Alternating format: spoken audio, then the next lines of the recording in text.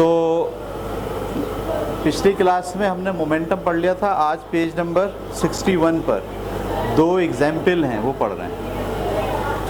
पहले example, a car of mass 100 kg, नज़र आ गया सबको? A car of mass 100 kg is moving with velocity of 2 metre per second. ठीक है, it's momentum can be calculated as, एक car है, एग्जाम्पल 1 हम पढ़ रहे हैं, कौन से पेज पे? 61 पे। वो कह रहे हैं कार है, उस कार का मास कितना है? मास उसका है 800 kg, और किस वेलोसिटी से वो जा रही है? 2 मीटर पर सेकेंड। तो इसका मोमेंटम क्या होगा? मोमेंटम का मतलब इसके अंदर हरकत की कितनी मिकदार मौजूद है। तो मास क्या दिया हुआ है? 800 kg, और वेलोसिटी क्या दी गई है? 2 मीटर पर सेकेंड। मालूम क्या करना है? मोमेंटम। मोमेंटम क्या होता है? मोमेंटम बराबर होता है m इंटू वी के। मोमेंटम किसके बराबर होता है?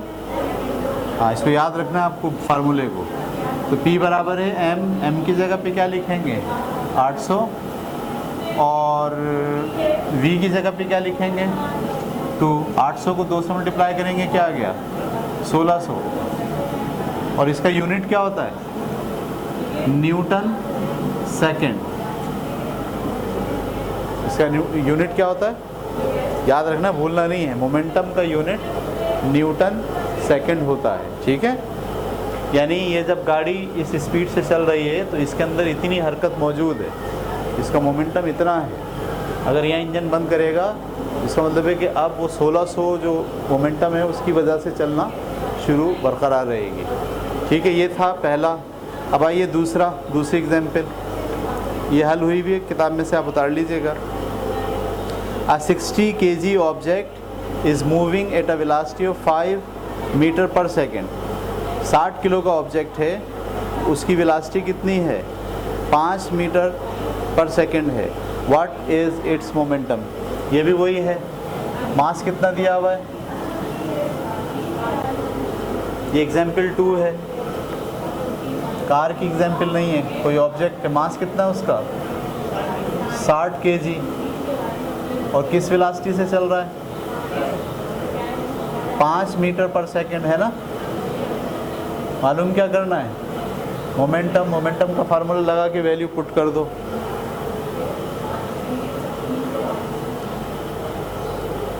साठ को मल्टीप्लाई करना है किससे? 5 से। 60 पंजे 300। यूनिट क्या होता है मोमेंटम का? बोले? Newton second. यूनिट क्या होता है? यूनिट पूछा है मैंने। फार्मूला तो ये होता है m इंटू वी। यूनिट क्या होता है? Newton second. ठीक है, ये दूसरी एग्जाम्पल हो गई। अब हम चल रहे हैं, हमने आपको मोमेंटम और का फोर्स के साथ रिलेशनशिप बताया था। मैं एक बार उसको रिपीट कर देता हूँ, फिर एक न्यूमेरिकल है वो भी करते हैं, एक एग्जाम्पल है। क्या रिलेशन है? Relation between momentum and force. ठीक है, तो हमने ये बात जानी थी कि मोमेंटम किसके बराबर होता है? m इंटू वी के। फिर हमने एक बात कही थी, मोमेंटम का जो यूनिट होता है वो क्या होता है? Newton second. न्यूटन किसका फार्मूला, किसका यूनिट है? फोर्स का। और सेकेंड क्या है?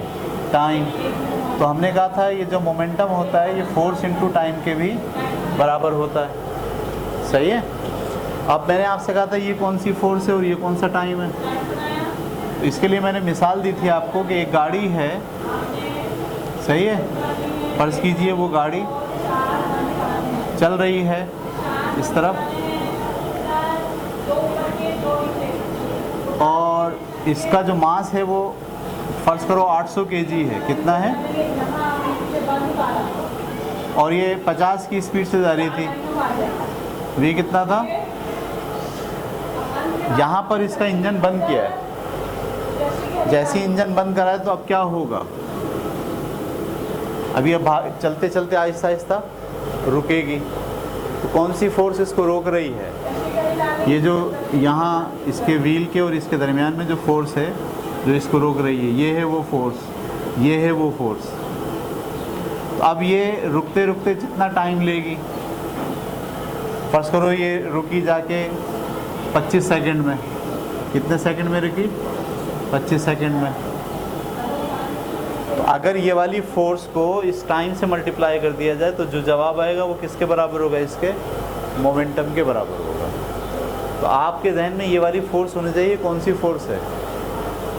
यानी जिस वक्त गाड़ी के अंदर मोमेंटम होता है और कोई फोर्स उसको रोक रही होती है, तो वो वाली फोर्स जो उसको रोक रही है और कितने टाइम में रोकेगी, दोनों को अगर मल्टीप्लाई करें तो जिस वक्त इंजन बंद हुआ था उस वक्त का मोमेंटम आप मालूम कर सकते हैं। ये बात हमने आपको पिछले लेक्चर में भी पढ़ाई थी। अब हम पेज नंबर 63 पर एक वर्ड एग्जाम्पल है, ये एग्जाम्पल 3 है और पेज नंबर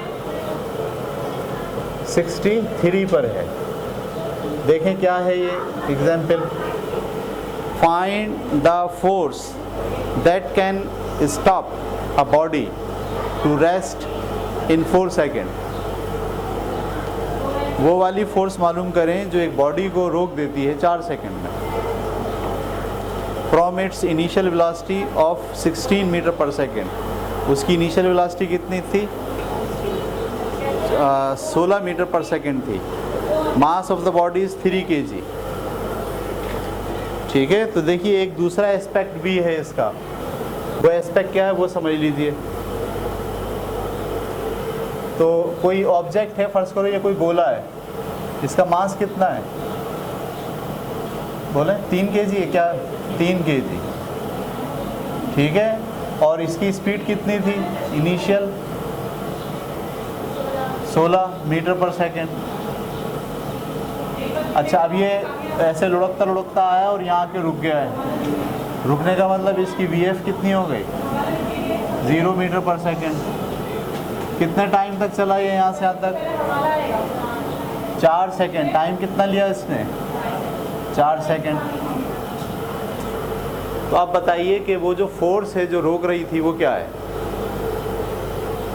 सही है, याद रखना। तो मोमेंटम किसके बराबर होता है? m इंटू v के। मोमेंटम किसके बराबर होता है? अगर मैं यहाँ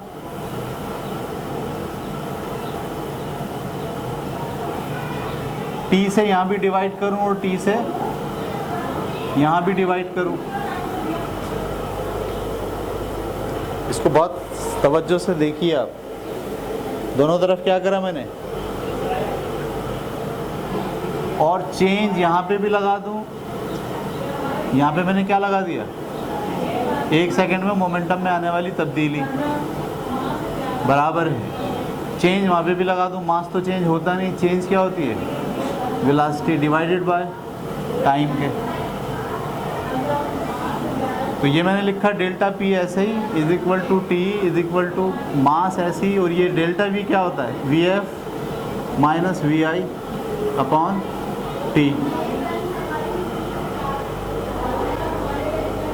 और V F minus V I upon T किसके बराबर होता है?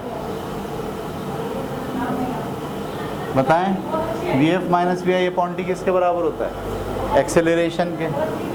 तो एम इंटू ए, और m इंटू ए किसके बराबर होता है? F के। Second law of Newton.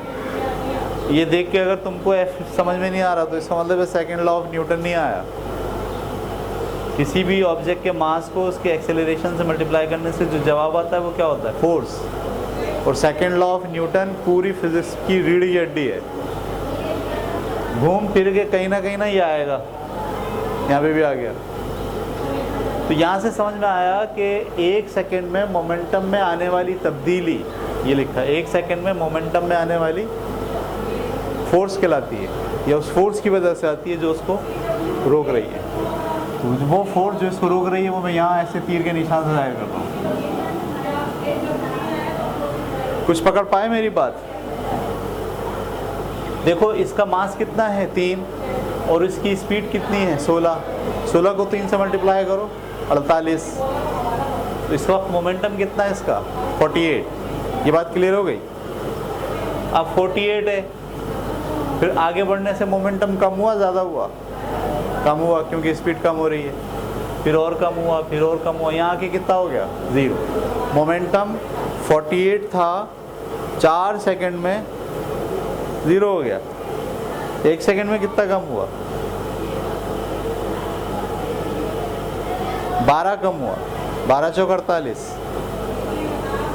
1 second में मोमेंटम में जो चेंज आता है वो उस फोर्स के बराबर होता है। इसका मतलब इस गोले को कितनी फोर्स रोक रही है? 12 न्यूटन की फोर्स रोक रही है। पकड़ पाए कुछ मेरी बात या नहीं?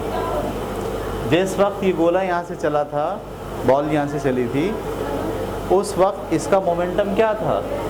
3 × 16 48। और जैसे जैसे वो आगे जा रहा था मोमेंटम कम हो रहा था। क्यों कम हो रहा था? क्योंकि फोर्स है जो रोक रही है उसको। कम होते होते होते कितना हो गया? 0 हो गया। इसका क्या मतलब? 48 कम हो गए 0 हो गया। कितने टाइम में? 4 सेकंड में।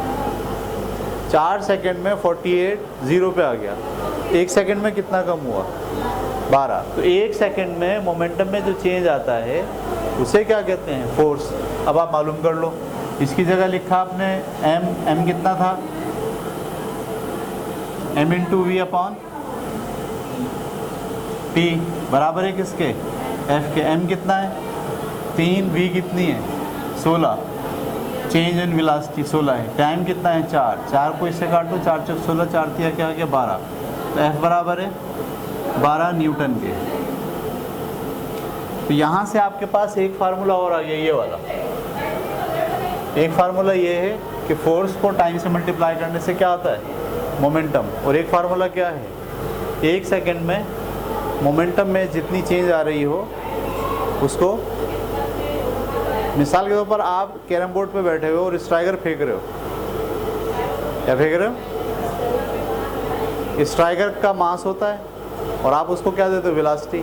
तो चलना शुरू होता है, उसमें मोमेंटम होता है। आपकी उंगली के निकलने के बाद उसमें क्या होता है? मोमेंटम। लेकिन जैसे जैसे वो आगे जाता है उसका मोमेंटम उतना ही रहता है या कम होना शुरू हो जाता है? क्यों कम होता है? क्योंकि नीचे जो प्लाई है उसको रोक रही है, रगड़ खा रहा है वो। तो वो फोर्स जो उसको रोक रही है, 1 सेकंड में मोमेंटम में जितनी चेंज आ रही है, 1 सेकंड में मोमेंटम में आने वाला चेंज दरअसल क्या कहलाता है?